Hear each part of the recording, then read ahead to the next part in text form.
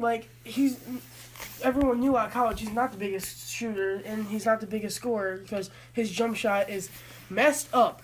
Yeah. But, I mean, it really hasn't hurt him in the league. And he had 10 assists and he had 8 rebounds and he had 6 points. Mm-hmm. He's not going to be the biggest scorer. I said this in the last video. I want Lonzo to succeed. I want him to be like the next Kobe, which obviously he probably won't be if he's not scoring like Kobe did.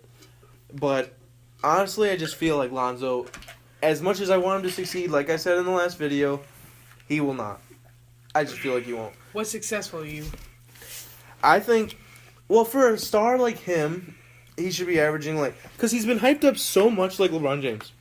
LeBron James, what did he average, 27 in his first season? But he's not that scorer. That's the thing. Yeah, but even LeBron, he was still averaging around 7 assists and rebounds. Yeah, but but then again, he didn't really have anybody else on his team. I think Lonzo has more people on this team. Yeah, true. Well, who do you think had the worst team back then? Was it the Lakers? Do you think it's the Lakers now, or do you think it was LeBron and the Cavs? I think it was LeBron and the Cavs. Yeah. I know I'm kind of comparing LeBron and Lonzo right now, but obviously right now LeBron is way better than Lonzo. Yeah. But I don't think it reached the heights of LeBron. Really? I don't know. He could. I just what I really want to see play out is if the Lakers do bad this year. Mm-hmm. LiAngelo's not the best. He's not gonna be a number 1 pick. Yeah, legitimately. Even if if they make the playoffs and they get the 14th, 15th pick, I think that LiAngelo is more around the 10th to 20th pick. Yeah, he's not top 10. So I think that it's very easy for him to go there if they want him. Which I'm sure they will because LeVar will probably talk about it. Yeah, they want to please LeVar and Lonzo. And then you got LaMelo coming out in a year and a half. He's not. He's not a high. And he can't go to college. Can't. I mean, it depends because I don't know what the whole thing is about his shoes. Yeah. But I think he might go overseas and play. Yeah. Play. Maybe I don't even know if this is allowed, but he should just go overseas, play a game, and then go right into free agency, and then the Lakers can pick him up, and you got the big baller brand in Los Angeles. Dang. Draft LeVar. They might as well. Starting center. He'll put up a good 20.2. Yeah, or a good 2.2, like his usual high school average. I don't know. More than LeBron. Really? Oh, shut up. Yeah, you got me right there. 2.2 in college. Yeah, you got me. Yeah, he went right out of high school. All right, you kind of just exposed me right there. But what do you think about LeVar? Do you think he shouldn't be doing these interviews, or do you think he should? That's been a controversial question over the last couple of days. For the big baller brand, he's a genius. He's an absolute genius. But Lonzo's game and for Lonzo and his future sons, LiAngelo and LaMelo, if they want success in the league, they gotta take. He's putting this huge target on their back, and if it's gonna be the Los Angeles Lakers with LeVar or Lonzo, LiAngelo, LaMelo, everyone's gonna bring it to them if they all end up on the same team. So I think it's hurting Lonzo's game, and where he has to work way harder, and he has to take some crap too from just social media. Did you watch the Lakers versus Wizards game? I watched the opening quarter, I think. Because I didn't watch it, but I heard John Wall was going to clamp Lonzo up, and he wasn't going to go easy on him at all. And he pretty much clamped him out. 6 points is not good, but Lonzo's not known for that. So I don't he still had around a triple-double almost. Yeah, if he would have got 2 more rebounds and 4 more points, triple-double. He's always going to be near that triple-double because the hardest things to come by are rebounds and assists. Anyone can score 10 points. So, if he can just... I feel like he could average a triple-double just like Russell Westbrook in the future because he only needs 10 points. And his shots will start falling for him. Yeah. He's going to get those assists. And he's going to get those rebounds because he's pretty lengthy.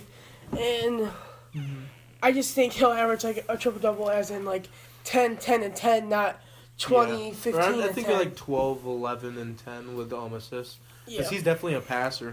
And we all saw John Wall was talking all this crap about Alonzo, And the final score was 102-99. His team took the L. Lakers won. LeVar said he ain't going to lose twice in the same week. And so far, he's right. Well, that game did go into OT, though. Yeah, it did. That was a pretty close game. Even though I didn't watch it, but I saw the scores. So, yeah, I feel like Lonzo, it's still a process for him. And I feel like he could become, like, amazing in the future. For me, I still think he's the best player to come out of that draft class for me. I mean, we gotta wait though, because Jason Tatum, he's still got a possibility, especially with Gordon Hayward getting injured. Josh Jackson, yeah, and he should have went to MSU. Josh Jackson, dude, that MSU team would have been stacked. They would have had Josh Jackson, Miles Bridges, Jeremy Langford, Cassius Winston, Nick Ward. That would have been like the Fab Five in Michigan. Yeah. Anyways, that was NCAA, not NBA. I know, but I'm a huge MSU fan. I just wanted to see that happen. All right, just like every single week, what is your number one team this week for the East, AJ? Oh, nice. All right, my number one team in the East is the Bucks, the Milwaukee Bucks, and they're 3-1. The only loss was against the Cavs, are probably the best team in the East, but they just gotta be looking up because Giannis is averaging like 30 points. Yeah, Giannis is balling. No, not even 30 points. He's averaging 36.8. 36. Yeah, that's right. He was having like 42 a couple days ago. Yeah, honestly, and he's been balling.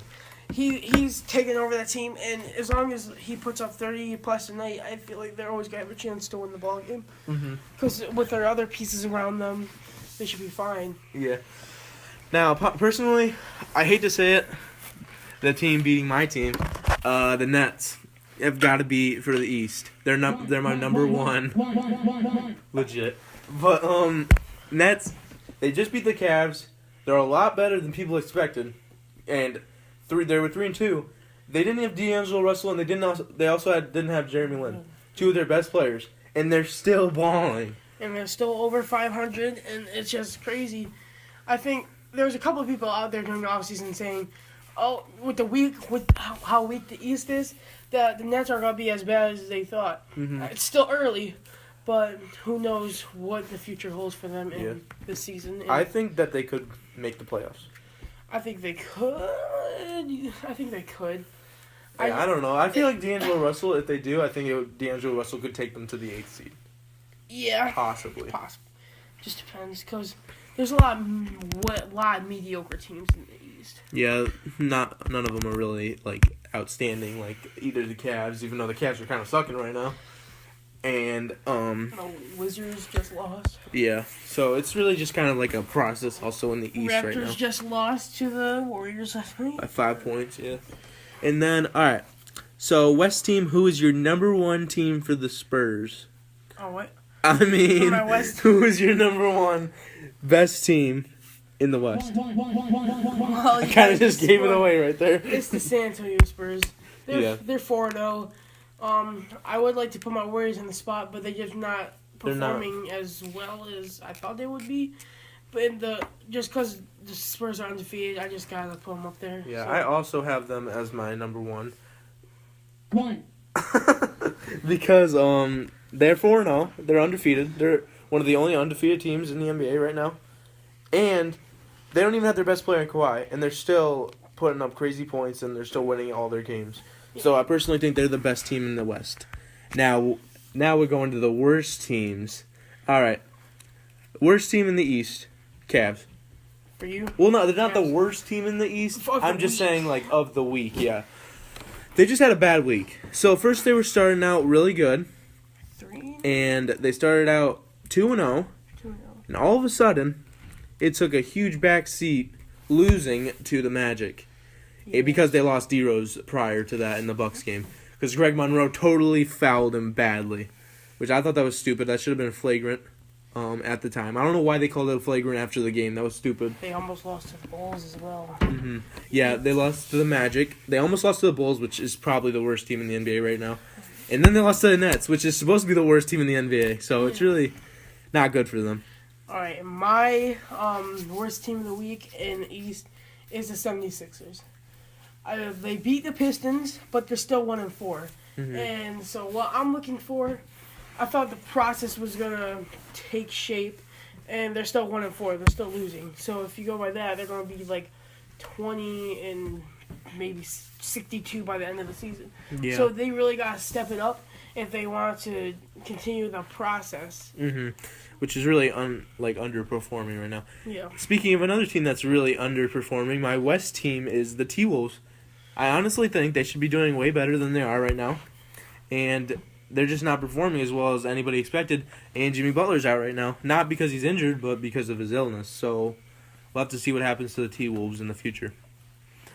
My worst team in the West is the New Orleans Pelicans. I have them at the spot because they're 1-3, and they have two of the best big men in the league. They have DeMarcus and Anthony Davis. Plus, they don't have a slouch with Rajon Rondo. I know he's old, but he still can put up. He almost led the Bulls against the Celtics last year. They were up 2-0, and then he got hurt, and then they lost 4-2. Yeah. So he does make a difference. Plus, they have Drew Holiday, which I'm a fan of. I really like his game. And Ian Clark from the Warriors is who stands out for me because I just know he went there. And I know he's making some of an impact, and he was pretty good.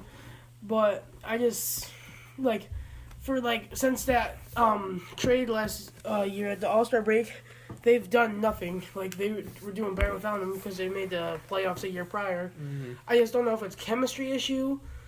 But I feel like if they don't do something soon, both of them are about to just get out of there. Yeah.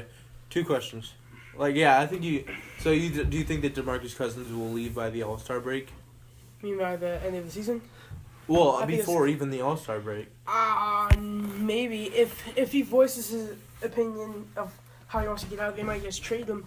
But then his trade value goes down. We saw this with, Kyrie and now Eric Bledsoe, and we could see in the future with DeMarcus Cousins. Yeah. Another one is, do you think they will make... Well, I personally think that DeMarcus Cousins will probably leave before the All-Star break. Just because I feel like they can't get it done. It's really just them two right now. And I don't know... Because the team can't be... Now in the days in the NBA, you have to have three-point shooting. I mean, I know DeMarcus can pull up some threes.